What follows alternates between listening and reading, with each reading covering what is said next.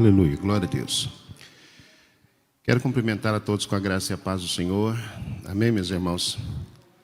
Vamos tomar os nossos lugares, colocar o nosso coração na presença do Senhor nessa manhã.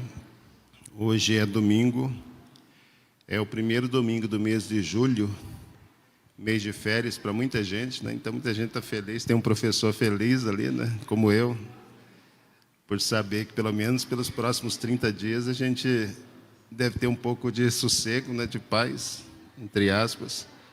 Possivelmente muitos de vocês também estejam de férias e o nosso pedido a Deus é que realmente esse mês de julho seja um mês de refrigério, né? Para todos nós, seja um mês de bênção, como tem sido os outros meses do ano. Nós vamos orar, vamos colocar o nosso coração diante do Senhor, pedindo uma bênção dEle para essa manhã de domingo, que o Senhor nos tome pela mão e nos conduza durante a ministração, que de fato o nosso coração esteja aberto para ouvir a voz do Senhor. Feche os olhos, coloque o seu coração diante dEle. Pai querido, bendito Deus, amado Senhor Jesus, querido Espírito, nós queremos adorar, ó Senhor dos Exércitos, o nome da Trindade Divina, o nome do Pai, do Filho e do Espírito Santo, pelo privilégio, pela oportunidade que nós temos de mais uma manhã, estar diante da palavra para refletir, ó Deus querido, para aprender um pouco mais a respeito de Ti. O Senhor é bom, o Senhor é gracioso. Mais uma manhã o Senhor demonstrou isso a cada um de nós, renovando as suas misericórdias sobre as nossas vidas. Obrigado, Deus, porque eu pude me despertar esta manhã. Obrigado, Senhor, por cada uma dessas pessoas que estão aqui nessa manhã, por aqueles que estão nas suas casas e que nos acompanham. Muito obrigado, Senhor. Obrigado por esse novo mês que se inicia, por esse mês de descanso, que o Senhor possa trazer refrigério aos nossos corpos, às nossas mentes, à nossa alma, e que nós possamos aproveitá-lo da melhor forma possível, Deus, para dedicar a Ti o nosso coração, a nossa vida, o nosso tributo.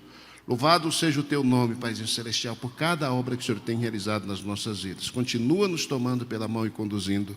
Continua, Deus, nos abençoando, em nome de Jesus. Amém. Amém. Amém. Muito bem, eu quero convidá-los a abrirem suas Bíblias no livro de Ageu. Hoje, nossa reflexão, ela vai estar fundamentada no livro de Ageu. Nós já estamos na nossa reta final da primeira etapa de estudos da Bíblia Sagrada, que é o Antigo Testamento. Há alguns anos atrás, né, acho que já deve ter uns 2 anos, nós começamos aí o nosso projeto através da Bíblia, livro por livro. E hoje nós estamos em Ageu, nesse mês de julho, daqui a 2 encontros, então a gente vai finalizar nesse mês de julho. Nós devemos encerrar, querendo Deus, o nosso estudo do Antigo Testamento. E do mês de agosto por diante, a gente inicia a segunda fase de estudos. Continuamos através da Bíblia agora, escutando o que Deus tem a dizer para nós no Novo Testamento, na Nova Aliança. Então, para aqueles que nos acompanharam, e alguns de vocês nos acompanharam aí durante toda a jornada, se não aqui, acompanhando pelo Facebook da igreja, eu sei, né, que Deus deve ter falado ao seu coração, e sei que Ele vai continuar falando, como Ele tem feito sempre. Ageu, capítulo 1. Ageu é um livro pequeno, é um livreto, só tem 2 capítulos, né, poucos versículos, então é um livro que a gente lê assim no assentado, em alguns momentos a gente consegue fazer a leitura dele, e eu espero que nós possamos hoje percorrer esse livro, esse livreto todo, ou pelo menos os elementos mais centrais, mais importantes de toda a mensagem dele. Ageu capítulo 1, nós vamos começar lá no versículo 1 a seguir.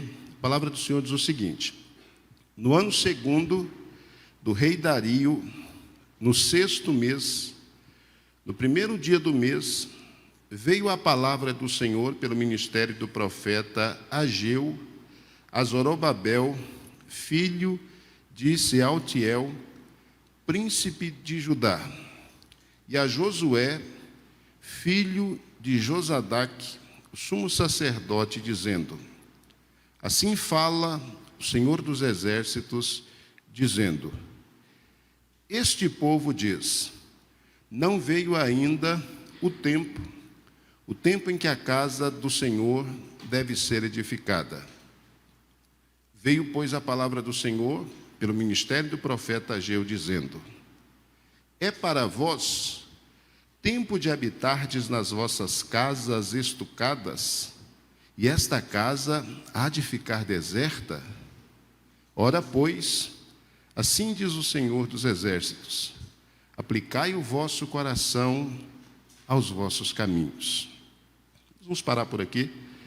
Depois, à medida que nós vamos compartilhando, a gente segue a leitura no capítulo 1 de Ageu e possivelmente algumas referências também no capítulo 2. Semana passada, na última quinzena, última vez que nós estivemos juntos, nós tratamos sobre o livro de Sofonias, um dos últimos profetas aqui, desses considerados livros dos 12 ou dos profetas menores do Antigo Testamento. E eu disse para vocês que uma característica importante de Sofonias foi exatamente o fato de que, desses profetas menores que nós estudamos, ele seria o último profeta pré-exílio babilônico.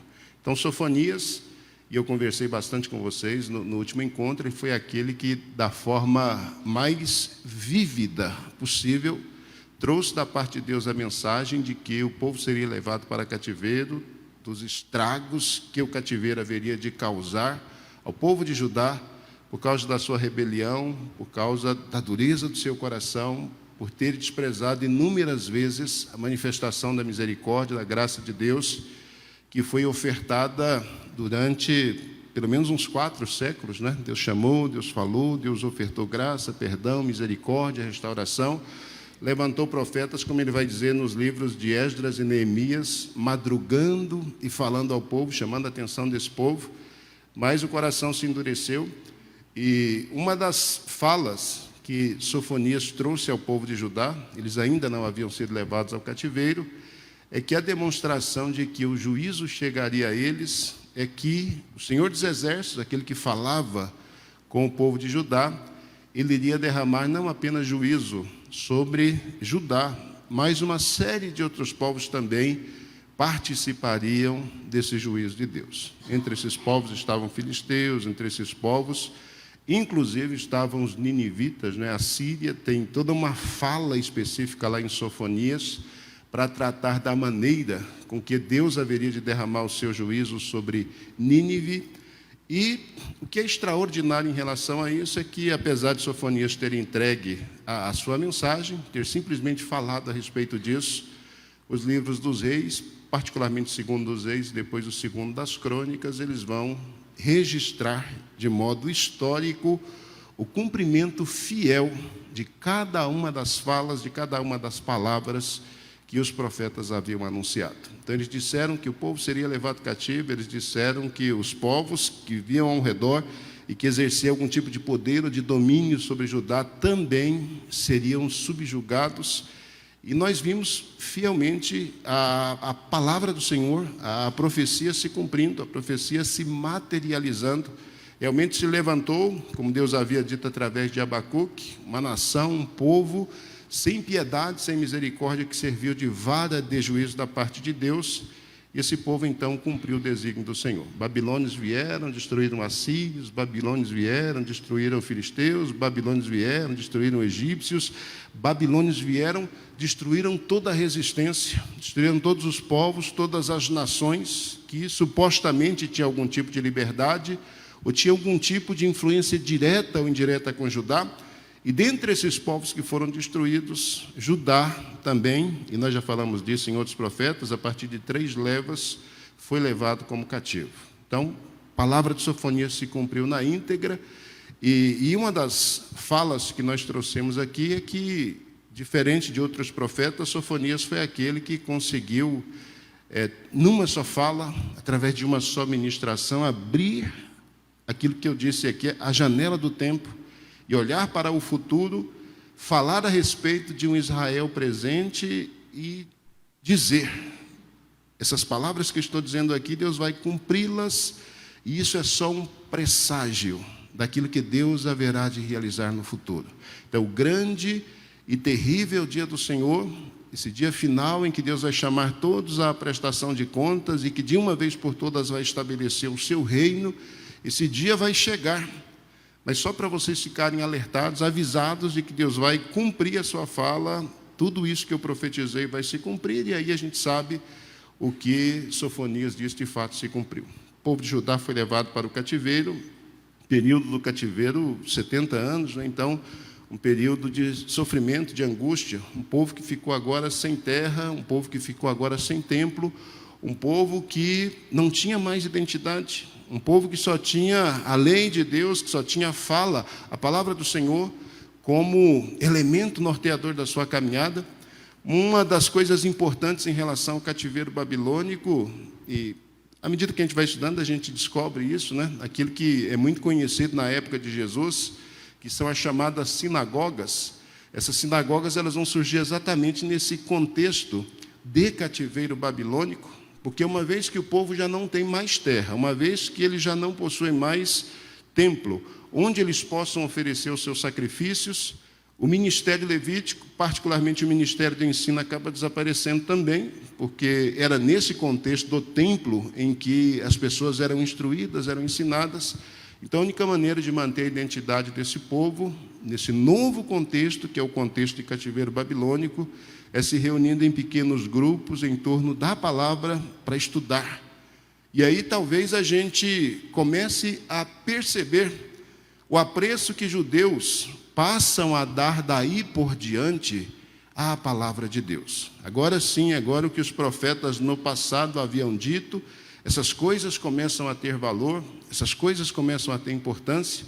Enquanto o povo está vivendo na época dos profetas, enquanto o povo está vivendo no momento em que a revelação de forma dinâmica ela é compartilhada, as falas dos profetas, os escritos proféticos, eles significam muito pouco para o povo, mas à medida que eles são levados para cativeiro e que eles perdem praticamente tudo e correm o risco de perder a sua própria identidade, a única coisa que serviu para manter essa identidade intacta foi exatamente o apreço que esses judeus tiveram ao texto sagrado, à palavra de Deus. Então, quando já não tinha mais nada, absolutamente mais nada, que pudesse servir como elemento para manter aquela identidade intacta, eles começaram a se reunir em torno da palavra, começaram a se reunir em torno dos textos sagrados. Isso foi realmente um elemento importante, determinante para a preservação desse povo durante o período de cativeiro e para o sucesso deles pós-cativeiro babilônico. Ficaram por lá, período, como Deus havia dito, e Ageu, esse profeta que nós estamos conversando a respeito dele hoje, ou iniciando a nossa fala a respeito dele hoje, ele é um profeta importante aqui na história do desenvolvimento da maneira de Deus agir com Israel no Antigo Testamento, porque ele é o primeiro profeta, é a primeira pessoa que Deus levanta para falar a Israel num período pós-cativeiro babilônico. Então, desde que os profetas disseram que o povo seria levado, e o povo de fato foi levado, lá no cativeiro, Deus ainda levantou profetas, a gente sabe disso. Nós temos Ezequiel, que foi um profeta do cativeiro babilônico. Nós temos o próprio Daniel, que viveu durante todo o período do cativeiro, não só o cativeiro babilônico, mas ele viveu no cativeiro medo-persa também, né, porque ele desempenhou importantes funções, tanto entre persas quanto entre medos. Então, Ezequiel foi profeta do cativeiro, Daniel foi um profeta, foi alguém que viveu nesse período, apesar de não ter sido de fato um profeta ali, ele tinha outras funções, ele tinha um outro valor, uma outra importância, e recebeu revelações extraordinárias de Deus a respeito do tempo dos gentios, do fim da história da humanidade, da relação de Israel com esses gentios. Mas o certo é que nesse período de cativeiro a voz profética silencia e ela volta a ecoar uma outra vez quando o povo tem o privilégio e a oportunidade de voltar para a sua casa. Depois do cativeiro babilônico, a gente vai encontrar registros, e para pensar Ageu, ou para contextualizá-lo, porque o texto, capítulo 1, versículo 1, começa a situar o momento em que Deus novamente levanta uma voz profética pós-cativeiro babilônico, primeiramente identificando o tempo em que esse chamado acontece. Então, o primeiro versículo começa dizendo: no ano 2º do rei Dario, no 6º mês, no 1º dia do mês. Essa informação inicial que nós temos aqui em Ageu, capítulo 1, versículo 1, ela é uma informação importante. Por quê? Porque exceção feita ao livro de Daniel, que é um livro em que ele recebe a revelação de como a história da humanidade vai continuar depois que o povo de Deus sair de cena. Daniel vai dizer, a partir daquela visão que Nabucodonosor tem da grande estátua, cabeça de ouro, peito de prata, e vocês conhecem a visão dele. Depois Daniel dá o significado da revelação, dizendo que Deus mostrou para o rei de que maneira ele iria desenrolar a história, de que maneira Deus iria colocar temporariamente nas mãos dos gentios o poderio mundial, até que esse poderio finalmente seria tomado e o reino de Deus seria estabelecido e nunca mais um outro reino se levantaria. Então, lá em Daniel, essas questões estão muito claras, mas é importante a gente pensar Ageu a partir dessa informação inicial. Por quê? Porque Ageu demonstra, a partir dessa fala inicial, que a revelação de Deus que continua, ela já continua a partir do cumprimento daquela revelação que Deus deu a Daniel em relação à estátua que o rei Nabucodonosor havia visto, havia percebido. Essa fala que a gente tem de Ageu aqui mostra que Deus começou a cumprir o projeto dele. A cabeça de ouro seria o Império Babilônico. Na época de Ageu, o Império Babilônico já caiu. Nós estamos vivendo agora no segundo momento daquilo que Jesus, lá em Lucas capítulo 21, versículo 24, vai chamar de tempo dos gentios. Lá em 21, 24, Jesus faz toda uma descrição de um novo momento de perseguição, de um novo momento de exílio que Israel vai experimentar, e quando a gente for tratar o Novo Testamento, nós vamos conversar a respeito disso. Mas lá Jesus diz que esse exílio vai acontecer até que o tempo dos gentios se cumpra. Então, há um tempo que foi determinado a partir do momento em que Babilônia se tornou uma grande potência. E o que é interessante em relação a isso é que Babilônia se torna uma grande potência quando o povo de Deus, quando esse regime teocrático e teocêntrico, esse regime onde Deus é o Senhor dos exércitos e é aquele que é reconhecido nessa condição e é adorado e é venerado nessa condição. Esse governo mundial acontece exatamente quando, temporariamente, esse governo deixa de se manifestar. É quando Israel deixa de existir enquanto nação, é quando Judá finalmente desaparece, é quando o templo é destruído, é quando Jerusalém se torna pó, se torna poeira. É nesse momento é que os impérios mundiais se levantam. E agora o que é extraordinário em relação a isso é que Deus se apresenta sempre como o Senhor dos exércitos. Ele é sempre, e esse Senhor dos exércitos aí fala exatamente do domínio, do poderio que Ele tem em relação a todos os exércitos, a todas as nações, a todos os povos. Apesar de no momento, apesar de nesse instante, o povo de Deus não estar mais em evidência, Judá ter desaparecido e o tempo dos gentios ter iniciado a partir do governo babilônico, o fato é que esse tempo dos gentios, ele é determinado pelo próprio Deus. E acima desses gentios está o Senhor como o Senhor dos senhores, como o Rei dos reis, como aquele que é poderoso acima de todos.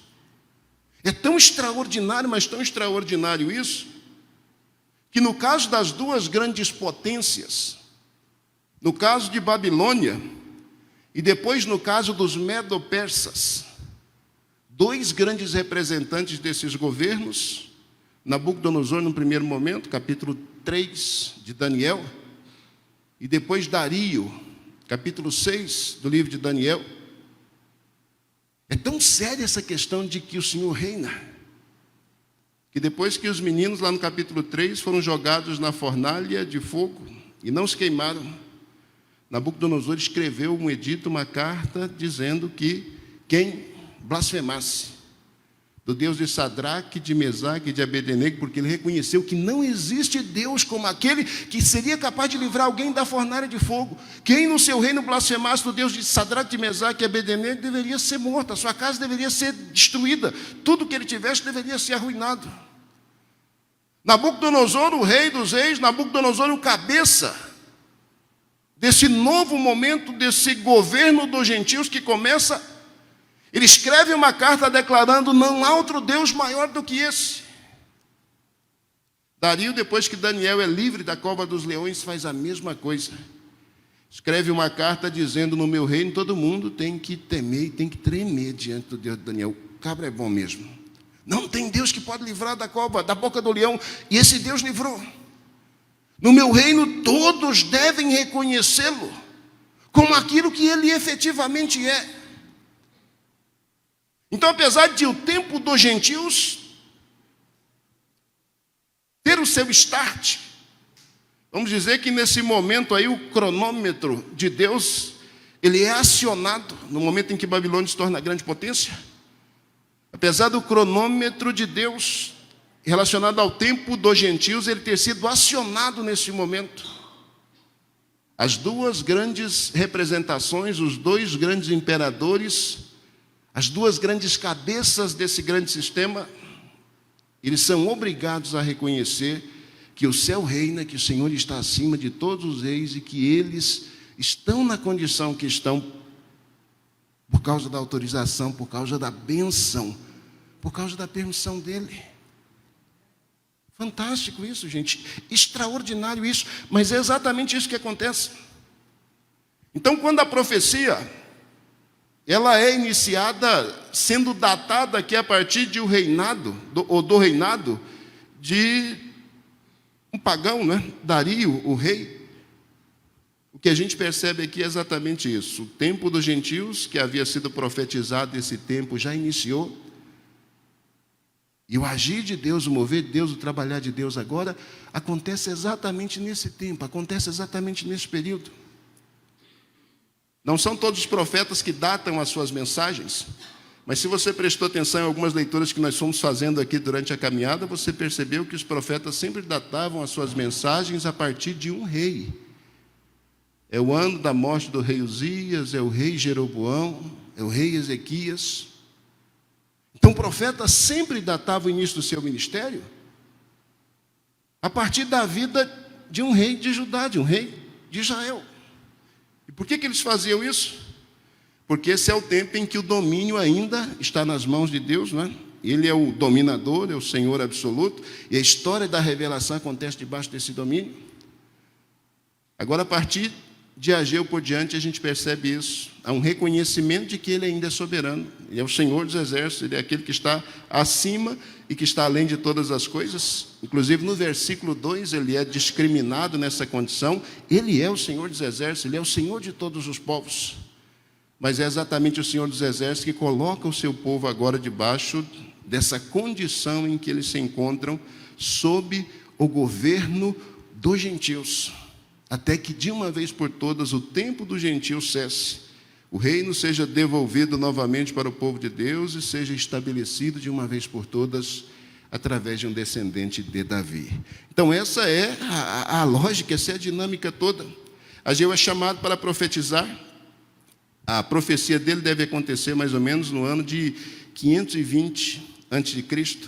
Em 538, 18 anos antes de Ageu se levantar como profeta para falar a esse povo, Deus havia despertado o coração de Ciro. Esdras, capítulo 1, conta isso para a gente, a partir do verso 1.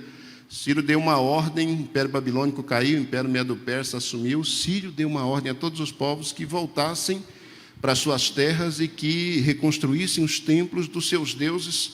E deu essa mesma ordem, deu essa mesma carta, esse mesmo edito a Israel, aos judeus, dizendo que quem quisesse sair, que quem quisesse voltar para sua casa, para sua terra, para Judá, para Jerusalém, pudesse voltar, pudesse reconstruir o templo do seu Deus. Então, em 538 a carta foi dada, em 537 a.C., um grupo de mais de 50 mil pessoas, junto com Zorobabel, que é apresentado aqui, e com Josué. Zorobabel, um descendente direto da linhagem de Davi. Deus preservou na Babilônia Joaquim, que foi levado num primeiro momento como escravo, Deus o preservou vivo ali durante todo o período de cativeiro.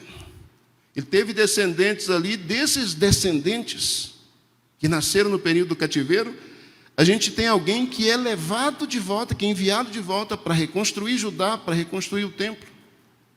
E por incrível que pareça, essa pessoa que é responsabilizada por estabelecer de novo um Estado laico ali, estabelecer de novo um Estado em que o povo possa se reunir, possa ter a sua identidade vinculada à sua própria terra, é um descendente direto de Davi. Zorobabel, que é apresentado aqui, nas duas genealogias, Mateus 1, 12 e 13 e Lucas 3, 27, nas duas genealogias de Jesus que aparecem no Novo Testamento, Zorobabel é apresentado lá como alguém pós-exílio, como alguém que Deus preservou lá no exílio, como alguém que dá continuidade à promessa que Deus havia feito a Davi, que um descendente dele haveria de se assentar no trono, que um descendente dele haveria de estabelecer um reino que jamais se acabaria. A gente lê essas histórias da Bíblia e a partir delas a gente percebe não apenas a soberania de Deus em guiar os destinos, em guiar a história da humanidade, mas o cuidado que Deus tem em preservar cada peça que Ele considera como peça-chave para o cumprimento de suas promessas. Isso é uma coisa extraordinária. Pensar que a linhagem de Davi pudesse ser preservada no período do cativeiro babilônico, não apenas preservada, mas pensar que a linhagem de Davi pudesse ser autorizada, pudesse ser legitimada por um rei pagão, para voltar para a sua terra, para reconstruir o templo, para recomeçar uma nova vida ali em Jerusalém, em Judá. Isso é de fato algo tão extraordinário, que só a poderosa mão de Deus é que consegue exatamente explicar isso. Então o povo volta em 537, e Esdras 2, versículo 1, vai dizer isso para a gente, que voltaram lá mais de 50 mil. Quando a gente dá continuidade à leitura, Esdras capítulo 3, 4, 5, 6, vão contando essa história para a gente.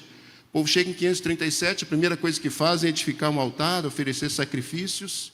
Um ano depois começam a reconstruir o templo. Foi essa a ordem que Ciro deu: volte para sua casa, reconstrua o templo do seu Deus, nós vamos financiar esse projeto, pode ir que vai dar tudo certo. Um ano depois eles começam esse trabalho todo de reconstrução, o ano 536. Mas os inimigos que viviam ali em volta, samaritanos e outros povos, que viram que o povo estava se reconstruindo novamente, se reestruturando novamente, e que basicamente estavam se reestruturando a partir daquilo que era mais precioso para eles, que era o templo, que era o centro da adoração. O templo não apenas era centro da adoração, mas de alguma forma ele serviria ali para manter intacta a identidade desse povo. Nós vamos ter judeus do Reino do Norte que se misturaram com outros povos, são chamados samaritanos, que não vão ficar muito felizes com aquilo, em ver esse grupo de irmãos que foram levados para a Babilônia, mas que não se corromperam, que voltaram com os mesmos ideais, que voltaram com a mesma fé, que voltaram com as mesmas convicções, que voltaram com os mesmos costumes. Eles vão tentar se associar. Neemias depois conta um pouco dessa história para a gente também, vão tentar se associar com esses irmãos que voltaram. Essa associação não vai ser bem sucedida, porque esse grupo entende que a única forma de reestruturar, de resgatar a sua identidade, é mantendo fidelidade à sua linhagem. E por causa disso eles começam então a enfrentar dificuldades. 2 anos depois que eles estão tentando reconstruir ali, a obra é interrompida. É interrompida por causa da resistência desses samaritanos. Vocês não vão fazer, nós vamos atacar vocês vão ter problemas. Então o pessoal fica ali meio desanimado. Diante daquela situação, desânimo começa a corroer o coração de um povo que chegou ali animado. Depois de 70 anos, Deus nos dá a oportunidade de voltar para a nossa casa novamente, nos dá uma carta, inclusive, de um rei, com garantias de que a gente pode reconstruir a nossa identidade uma outra vez. Pensar nesse retorno, ela lembrar de profecias, por exemplo, como aquelas que Jeremias fez, que depois dos 70 anos Deus levaria novamente o seu povo para a sua casa. Ela lembrar de profecias vinculadas ao próprio Ezequiel, ela lembrar das palavras de Daniel, de que Deus faria do seu povo um povo grande novamente, de que Deus os elevaria uma outra vez. Então imagino que esse povo chega por ali, 2, 3 anos, imagina que vai ser tudo muito fácil, muito rápido, né? A gente chega e já reconstrói logo o altar, depois reconstrói templo, aí reconstrói muralhas da cidade, e logo Deus nos abençoe e nos faz um povo grande. Mas não foi exatamente isso que aconteceu. Os samaritanos criaram tantos problemas, mas tantos problemas que o povo desanimou. E como eles tinham influências políticas, um novo rei assentou-se no trono, Artaxerxes. Eles escreveram cartas lá dizendo: esse povo no passado foi um povo muito rebelde, muito difícil, estão tentando reconstruir templo, vão reconstruir muralha, esse povo depois vai criar motim, vai ser problema. E eu, no lugar do senhor, ó rei, impediria esse povo de construir templo, de edificar essa casa aí, porque isso vai ser problema. O Artaxerxes não conhecia nada da história, mandou barrar o processo, e barrar assim, literalmente, ninguém pode construir mais, nem mexer com nada mais, a menos que a ordem seja dada uma outra vez. E aí, por mais uns 10 longos e penosos anos, a casa de Deus foi abandonada. Então, aquilo que era para ser reconstruído assim, no estalar de dedos, porque até financiamento eles receberam para isso. Por uns 14 ou 15 anos, o projeto ficou emperrado, ficou parado. Então, do 537, que foi quando eles começaram, até 537, 536, aí tem as dificuldades todas, mas até o 520 a.C., que é quando Deus levanta Ageu para servir de profeta a esse povo, a situação em que Judá se encontrava era exatamente essa. Casa de Deus abandonada, altar existia por ali, sacrifícios eram ofertados, mas aquilo não tinha absolutamente nenhum valor para Deus. E para piorar a situação, depois de algum tempo que eles estavam ali, como viram que o problema de Samaritana era com a construção do templo, cada um começa a construir sua casa, cada um começa a se preocupar com as suas próprias necessidades, esperando o tempo para reconstruir a casa de Deus, já que o rei escreveu um edito de gente que ninguém pode construir, que ninguém pode mexer. Então vamos esperar o tempo apropriado para isso, vamos aguardar o tempo. Quando o tempo chegar, quando a gente puder reconstruir, retomar a obra da casa de Deus, nós vamos fazer isso. Enquanto o tempo não vem, enquanto o tempo não chega, nós vamos cuidando das nossas próprias necessidades. Cada um construindo a sua própria casa, cada um cuidando da sua própria vida. E aquilo que aparentemente poderia ser assim, uma situação tranquila para todo mundo, a coisa começa a ficar muito complicada. O povo começa a plantar e a semente começa a não produzir da forma que costumava produzir inicialmente. As chuvas que deveriam vir para regar a terra, elas simplesmente não vêm mais. O orvalho que molhava a terra em períodos de seca, em períodos em que a chuva não caía, esse orvalho também desaparece. E aí um povo que num primeiro momento chegou na terra e de fato começou a experimentar a bênção de Deus por ali, esse povo começa a perceber que tem alguma coisa errada, que aparentemente Deus deixou de cumprir a sua palavra. E aí o desânimo, não é? Porque ele disse que nós voltaríamos para a nossa terra, que nós reestruturaríamos a nossa terra, que o reino seria estabelecido uma outra vez. Mas nós voltamos, as coisas começaram bem, parece que está tudo errado. A terra não produz mais, videira também não, a oliveira também não, os nossos animais morrem de peste. A gente trabalha. O fruto do nosso trabalho aparentemente se torna em nada. Nós não conseguimos ver resultado disso. E é num contexto como esse, em que o povo está angustiado, está aflito, para tentar entender o que efetivamente está acontecendo, é que Deus levanta Ageu, O profeta Ageu possivelmente é um desses que nasceram lá no cativeiro babilônico e posteriormente tem a oportunidade de voltar para Jerusalém. Ele não vem com o pessoal aí na primeira leva, em 538 ou 537, a gente sabe disso porque na relação de Esdras capítulo 2, o nome de Ageu não aparece, então possivelmente ele vai depois desse período para desempenhar lá o seu ministério. O ministério de Ageu é um ministério curtíssimo. Acho que não teve nenhum outro profeta do Antigo Testamento que teve um ministério tão curto como o dele. O ministério dele não durou mais do que 4 meses. Começou em setembro de 520 e terminou em dezembro de 520. Foram só 4 meses de ministério. Foram só 4 meses em que Deus levantou esse jovem profeta para falar a esse povo. Mas esse jovem profeta, ele se levanta exatamente nesse momento de inquietação, nesse momento de angústia, nesse momento em que o povo percebe que está debaixo de maldição, deve ter alguma coisa errada, tem algum problema que a gente não está conseguindo perceber por aí.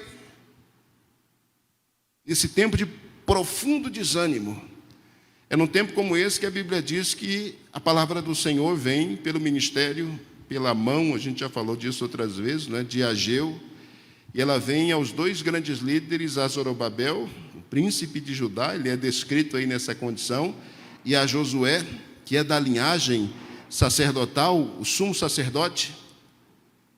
E essa palavra vem exatamente para responder às inquietações do povo. O que está de errado? O que aconteceu? Por que Deus não cumpre a sua palavra? Por que aquilo que Deus disse aos profetas começou a se cumprir quando nós voltamos? Mas aparentemente nada avança mais. O que está acontecendo?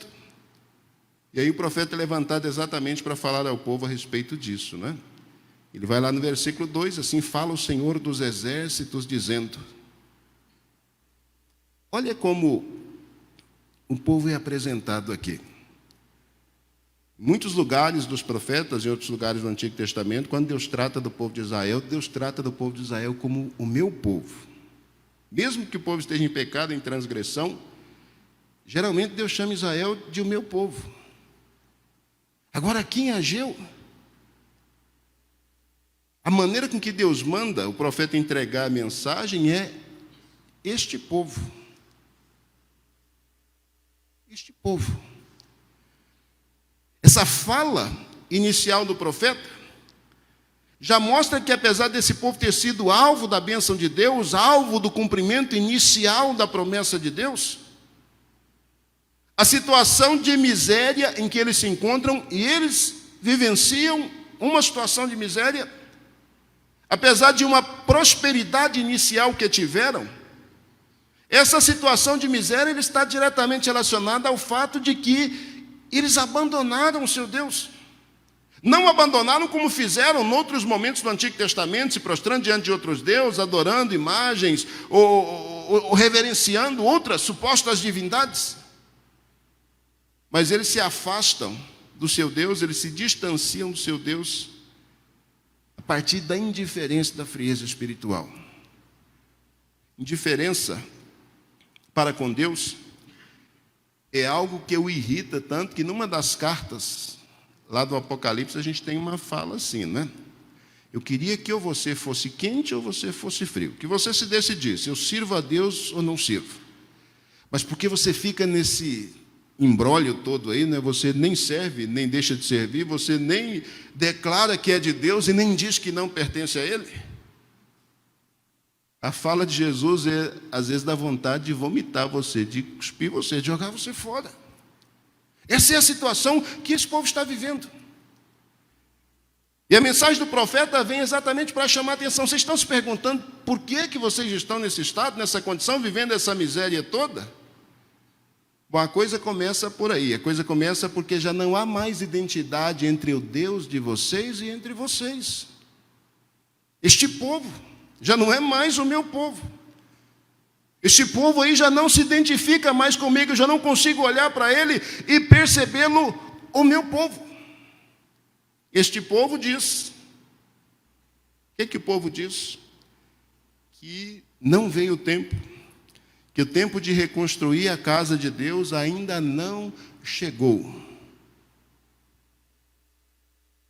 tempo não chegou. Tempo de reconstruir a casa de Deus. Já tem uns 14 anos que a construção foi interrompida. O povo diz, o tempo não chegou. Tempo de reconstruir a casa de Deus. Nós estamos esperando que tempos melhores cheguem. Nós estamos vivendo debaixo do domínio dos medos e persas, não é? E a lei do medo e persa é uma lei que não volta atrás. Então o rei disse que não é para construir mais. Nós não vamos construir mais, até que o tempo de construir chegue uma outra vez. Qual é o problema de vocês? O problema de vocês é que vocês se esqueceram quando vieram para cá daquilo que era prioridade. O que era prioridade para vocês quando vocês vieram? Um rei pagão disse isso para vocês. Vocês vão voltar para a terra de vocês para reconstruir o templo do Deus de vocês. Isso é prioridade. Essa fala, ou essa relação de Ageu com o povo de Israel, essa relação do povo com Deus, ela é tão marcante que lá no Novo Testamento Jesus vai estabelecer um princípio muito claro, né, em relação a isso. Busque em primeiro lugar o reino de Deus e a sua justiça, e as outras coisas vos serão acrescentadas. Esse princípio neotestamentário estabelecido por Jesus, ele é um princípio fundamentado exatamente na situação em que esse povo vive e nas respostas que Deus dá aos muitos questionamentos, às muitas angústias que esse povo coloca diante de Deus. Vocês estão se perguntando por que estão nessa condição? A coisa começa por aí. Vocês dizem que não é tempo de reconstruir a casa de Deus. Isso implica em dizer que, apesar dos desafios, das dificuldades que vocês enfrentaram mesmo. Os samaritanos se levantaram contra vocês, enfrentaram mesmo. Tem um decreto real dizendo que é proibido. Mas espera aí. Quem é o Deus de vocês? O Deus de vocês é esse que está falando aqui. É o Senhor dos Exércitos. O Deus de vocês é aquele que falou com Ciro, libera o meu povo para voltar para a casa deles e para reconstruir a minha casa. Esse é o Deus de vocês. Está certo que desafios vieram, está certo que dificuldades vieram. Mas como é que vocês reagiram diante disso?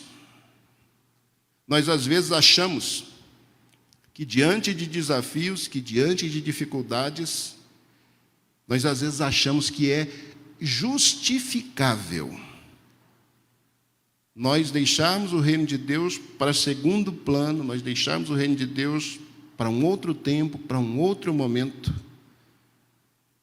E aí, como eu não tenho mais nada para fazer mesmo, para cuidar das nossas coisas. Às vezes a gente acha que isso é justificável. Deus vai entender. Deus vai ver que não é porque eu não quero reconstruir, é porque o inimigo não deixa. Deus vai ver que não é porque eu não quero reconstruir, é porque tem uma carta de um rei que diz que eu não posso reconstruir. Deus sabe que o problema não é porque eu não quero, é porque... Não, o problema é porque você não quer. Não, pastor, você não pode falar isso, não posso, é porque você não quer. Não, mas o senhor não sabe o meu problema, não sei mesmo, mas é porque você não quer. Não, mas eu sei, a sua dificuldade pode ser um negócio assim indescritível, mas no final das contas é porque você não quer. Quando os 3 rapazes não se dobraram diante da imagem que o rei mandou fazer, sob pena de ser lançado lá na fornalha que arde com fogo. Quando Nabuco ficou sabendo disso, ficou furioso. Aí contaram para ele quem eram os rapazes. São 3 judeus, 3 homens judeus. Ele pensou, e tomara que não sejam os meninos. São os meninos, Sadraque, Mesaque e Abednego. O rei disse, gente boa, gente da minha alta confiança, pessoa assim que eu confio a minha vida nas mãos deles. O rei de Babilônia fez um negócio que rei nenhum jamais fez. O rei chamou os meninos e disse assim, olha, eu não sei o que aconteceu. Não sei se vocês não escutaram direito, não entenderam a orientação, mas eu vou fazer uma coisa que não se faz.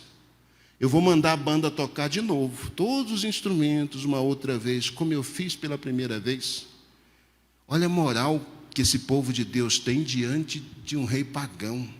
Eu vou mandar a banda tocar novamente para vocês 3. A banda tocou para o império inteiro. Agora eu vou mandar repetir de novo, a banda tocar uma outra vez para vocês 3. Gente, tem situação mais justificável do que essa? Para alguém se colocar diante de Deus e dizer: Deus, eu vou me ajoelhar aqui diante dessa imagem, mas o Senhor sabe que eu não acredito nessas bobagens, que isso é besteira, que isso não tem valor, não tem importância para mim.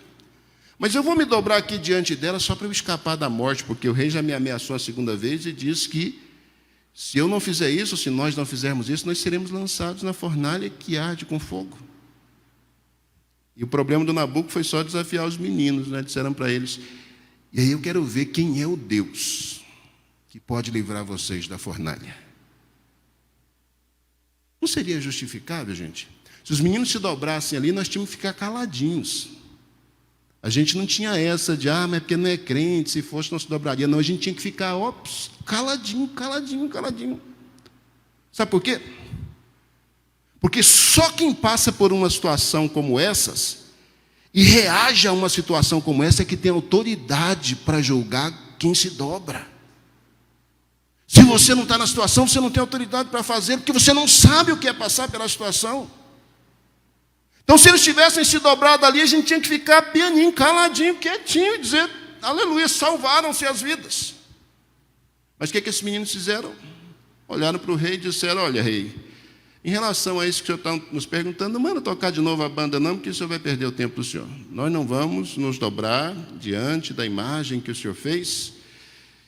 E tem mais, o senhor questionou aí, que quer ver quem é o Deus que vai nos livrar. O Deus que nós servimos, eles disseram, ele pode nos livrar da fornalha de fogo. Mas se ele não fizer, saiba, ó rei, que nós não vamos nos dobrar diante da imagem. O problema não é o obstáculo que você enfrenta. O problema não é a luta que você trava. O problema não é o tamanho da montanha que está diante de você. O problema é a sua reação diante disso. Deus jamais vai aceitar a justificativa de que você caiu porque o problema era maior do que você, o desafio era maior do que você, a luta era maior do que você. Isso é verdade. Mas o Deus que você serve é maior do que o seu desafio. O Deus que você serve é maior do que a montanha. O Deus que você serve é maior que a luta. Esse é o Deus que você serve. Esse Deus que você serve é Ele. É Ele. Os meninos disseram, não vamos nos dobrar. O rei ficou tão furioso, 7 vezes mais, aquece esse negócio, mandou os mais fortes, amarra esses meninos, até chapéu e roupa deles e joga lá dentro. Até quem foi jogar morreu queimado só do vapor que saía dessa fornalha.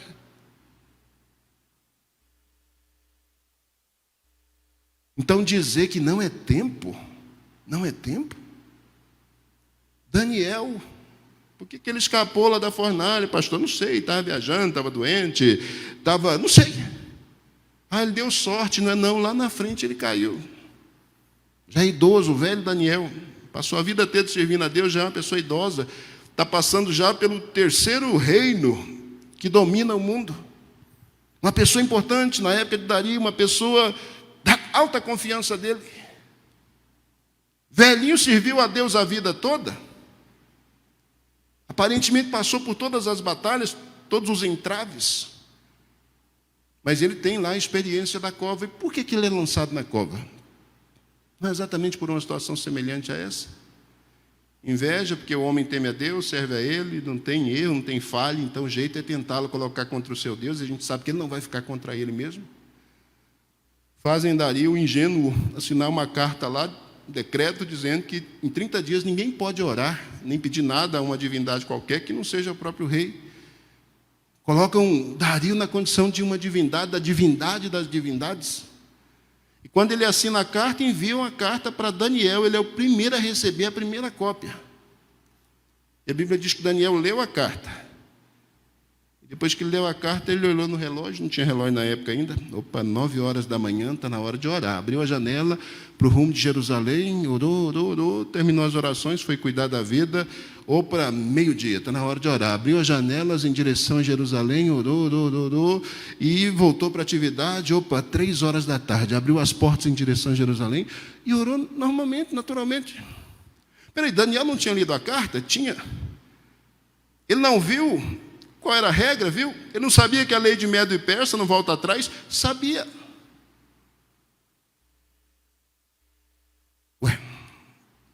Daniel podia ter dito para Deus: Deus, o senhor sabe que eu fui fiel até hoje, estou velhinho já, orei a minha vida inteira. O que são 30 dias sem oração, né? Então o senhor me perdoe, nesses próximos 30 dias eu não vou orar, porque o rei disse aqui que é proibido orar, que se orar nesses próximos 30 dias, vai virar comida de leão. Se Daniel fizesse isso, para poupar a sua vida, tem coisa mais justa, gente? Não tem. Quando Jó é provado por Deus, e o diabo pede para tocar em tudo que ele tem, Deus diz para ele: olha, olho por olho, o que o homem tem, ele vai dar pela sua vida. A vida é a coisa mais preciosa, mais importante que a pessoa tem. Então Daniel, para preservar a sua vida, ele podia ter ficado 30 dias sem oração. O que é 30 dias sem orar para um homem que orou a vida inteira? Isso não seria nada. Isso seria justificável, altamente justificável, porque a vida daquele homem está em risco, ele sabia que aquilo era sério. Se ele tivesse ficado 30 dias sem orar, a gente fecharia o bico e diria: glória a Deus, o cara se salvou. Mas o que Daniel fez? Ele disse: infelizmente, eu não vou poder cumprir essa ordem, né? Porque Dario agora é o rei, é o Deus, o Todo-Poderoso, mas o Deus que eu sirvo é o Deus de Dario, é o Deus que está acima dele, e eu não posso me dobrar diante disso.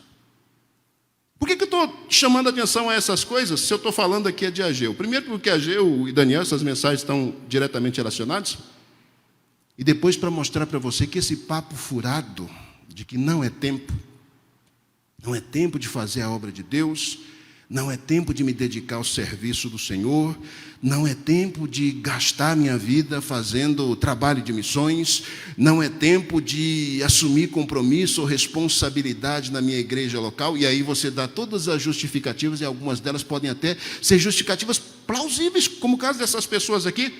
Eu duvido que alguém que diga não, porque está numa situação como essa aqui, em que a vida está a prêmio, em que o pescoço está a prêmio. Essas são as situações mais extremas que alguém pode viver, quando a vida está em jogo. Mas o que é que esses homens fazem? Eles fazem uma escolha. E qual é a escolha? Eu vou continuar fazendo aquilo que Deus disse que é para fazer, e vamos ver o que vai dar. Daniel não tinha garantia nenhuma que ele ia escapar da cova, como os meninos não tinham garantia nenhuma. Dario, quando mandou jogá-lo lá, disse: ó Daniel, Deus que você serve, ele vai te livrar da cova dos leões. Um rei pagão olhou para o Daniel entrando, Daniel não disse: eu sei que ele vai me livrar, ficou caladinho. Dia seguinte, depois de uma noite de aflição, o rei chega lá triste, desanimado, e diz: ó Daniel, será que o Deus que você serve foi capaz de te livrar? E o rei, desanimadinho, só ouve a fala de alguém que está lá dentro: ó rei, vive para sempre. Estou vivendo a Silva. Deus mandou o seu anjo aqui e fechou a boca dos leões, porque ele sabe que eu não pequei contra ele e não cometi crime nenhum contra ti. Você não tem controle sobre as circunstâncias que rodeiam você, sobre desafios, sobre montanhas, sobre batalhas, sobre tribulação, sobre enfermidade, sobre desgraceiras que podem cair sobre a sua vida. Você não tem controle sobre essas coisas.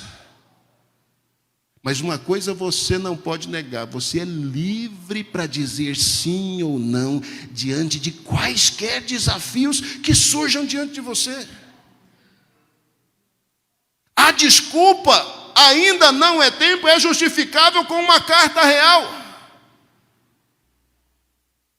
Mas a desculpa justificada pela carta só revela aquilo que Deus disse aqui no começo: este povo, só revela que o coração desse povo não foi um coração totalmente voltado, totalmente inclinado, totalmente dedicado a Deus, inteiramente inclinado para o projeto maior que eles tinham nas suas vidas e existências, que era reconstruir a casa de Deus.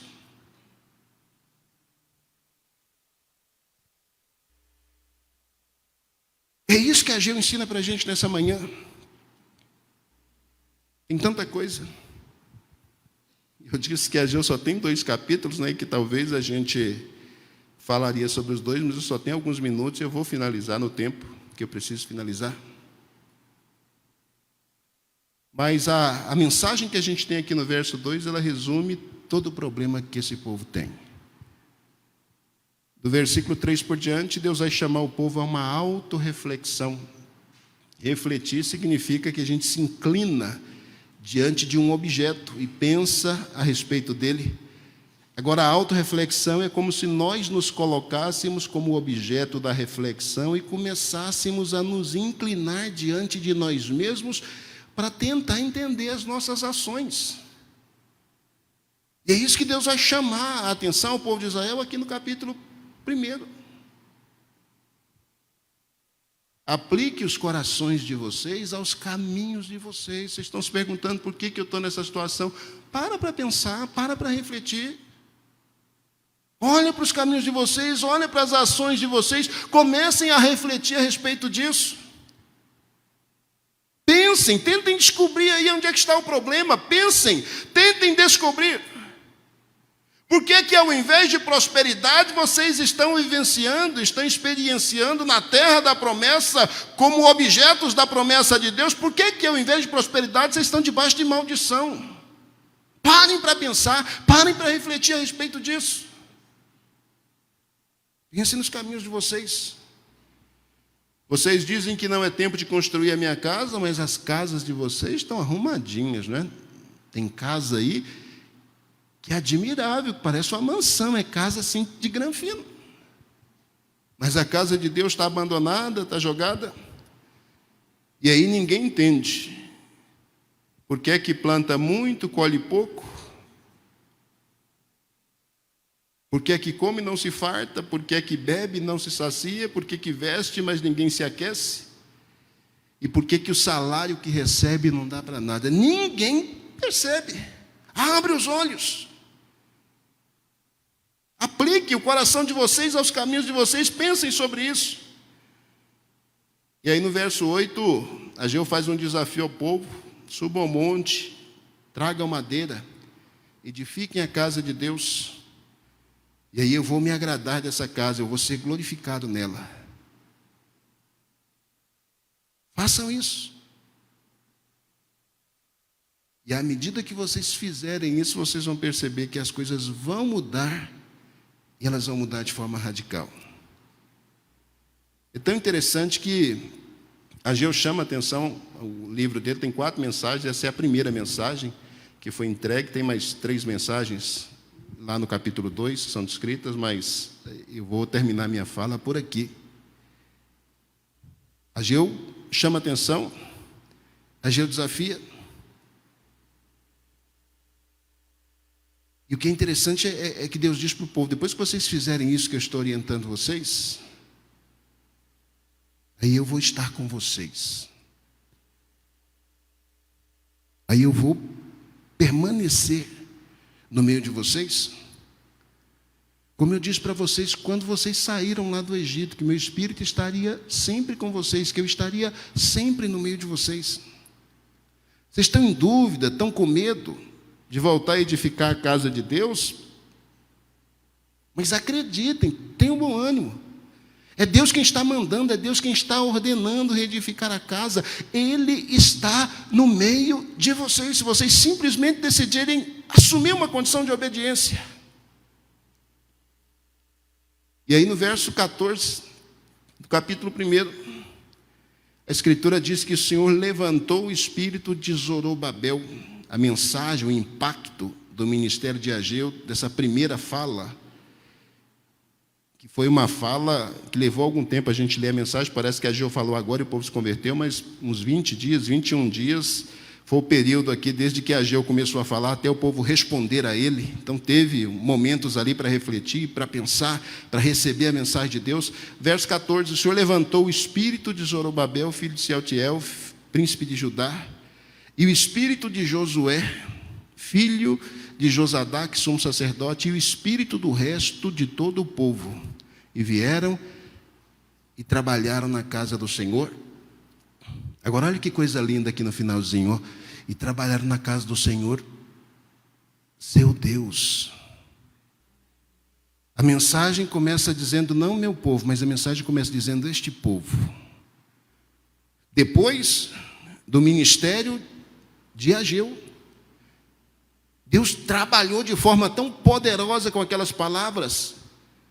Deus aqueceu o espírito, o coração, despertou aquelas pessoas de tal maneira que essas pessoas agora já se identificam com Deus.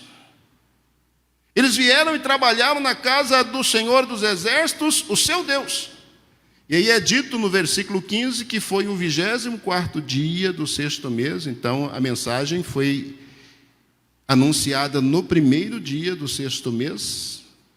Quando esse avivamento acontece, é o 24º dia do 6º mês. Então tem 23 dias de embate, de diálogo, de pregação, de oração, de insistência, de ensino, de instrução, de reflexão. Refletir leva tempo, de parar de pensar.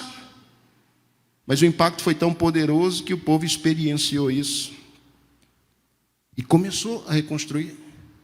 E olha que coisa extraordinária. Eles começaram a reconstruir a casa de Deus com uma carta na mão, dizendo que era proibido. Mas por que não fizeram isso antes?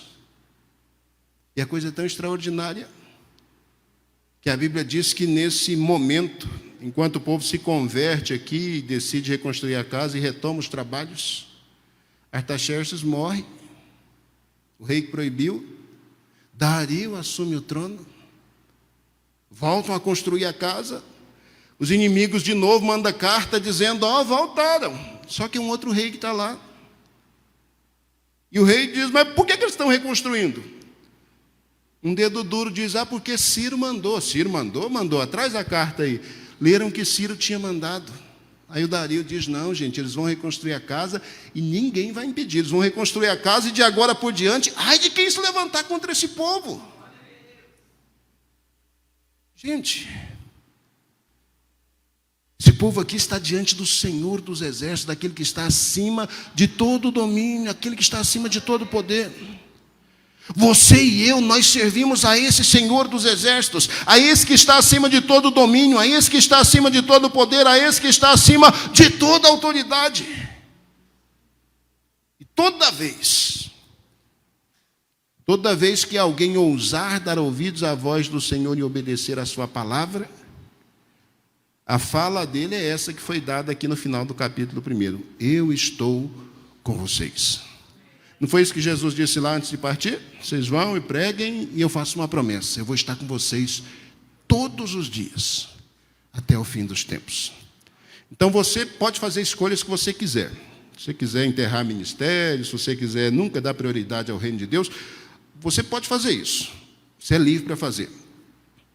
Mas você nunca vai poder dizer, nem para você mesmo e nem para Deus, que eu não me dediquei, que eu não amei, que eu não honrei, que eu não cumpri o meu propósito, que eu não fiz a obra de Deus, porque eu fui doente, porque meu pai foi doente, minha mãe doente, minha esposa doente, porque eu tinha uma doença terminal, porque eu tinha um problema psiquiátrico.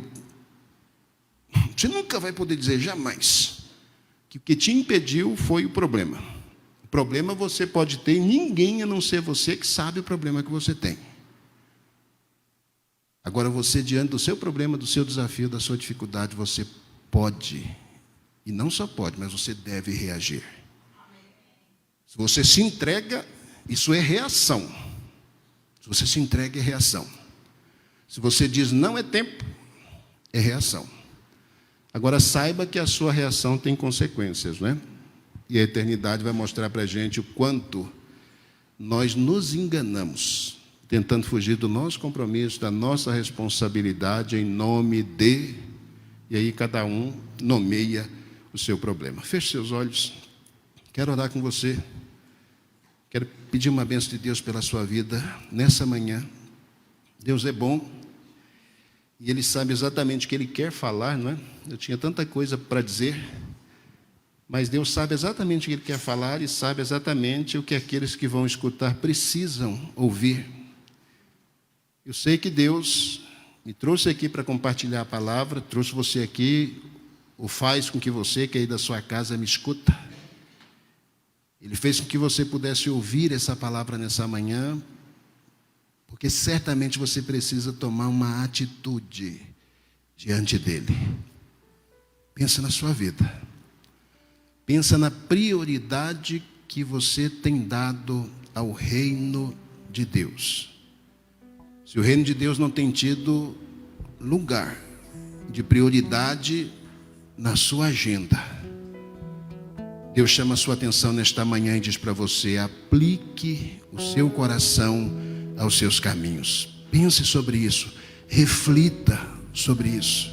Veja onde esses caminhos que você tem seguido têm levado você. Tem tempo de mudar ainda. Se você mudar a sua atitude, se você mudar a sua postura, Deus diz para você: eu vou estar com você. Deus vai renovar o seu espírito, vai renovar o seu coração. E aí você vai poder realizar a obra do seu Deus. Você vai poder se identificar de novo com Ele. Querido Deus, eu sou grato. Sou grato porque posso nessa manhã compartilhar a Tua palavra com estas pessoas preciosas que o Senhor trouxe a este lugar. Obrigado. Obrigado, Senhor. Obrigado, Salvador. Obrigado, Deus bendito, porque o Senhor ama e cuida de nós. Que cada um desses preciosos irmãos e irmãs que me escutam nesta manhã, que haverão de me escutar posteriormente, que cada uma destas pessoas sejam alcançadas com Teu amor, alcançadas com a Tua graça, alcançadas com a Tua misericórdia. Que cada um de nós, Senhor, saiamos daqui nesta manhã com a consciência clara de quem é o Deus em cuja presença nós estamos. Ele é o Deus, Ele é o único Deus, Ele é o único Senhor, Ele é o único soberano, e é diante dele que nós nos prostramos nesta manhã. Muito obrigado, Senhor.